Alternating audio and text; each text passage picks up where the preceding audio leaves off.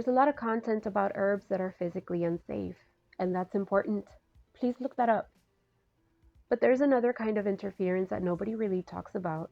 Herbs that can work against the very intentions you're trying to set. Not because they're dangerous, but because they're strong. And strong tools used without understanding push back.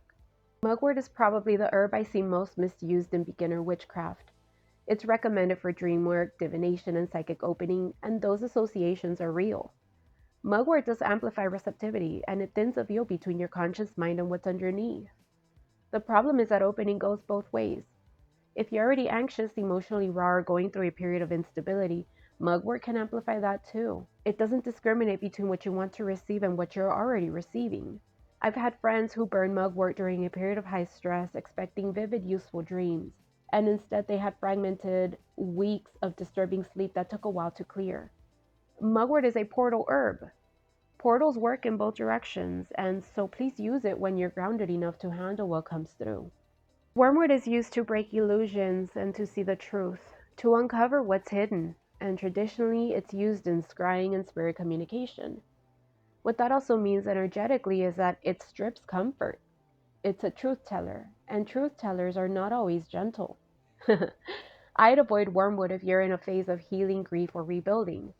Not because it's harmful, but because it will keep pulling the curtain back when what you actually need is some protection from clarity right now. Wormwood paired with a protective herb, frankincense, or cedar becomes more workable. Alone, in a vulnerable state, it can feel like pressure you didn't ask for. Rue has a strong cleansing and protective reputation, used widely in folk magic traditions across cultures. It's also one of the sharpest energy cutters in the herbal toolkit, which means don't use it when you're trying to build something. And don't use it during manifestation work, abundance work, or relationship healing. Rue cuts. That's its function. Cutting is useful when you're clearing. It's counterproductive when you're constructing.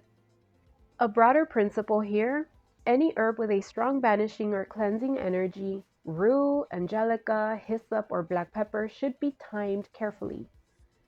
They're clearing agents.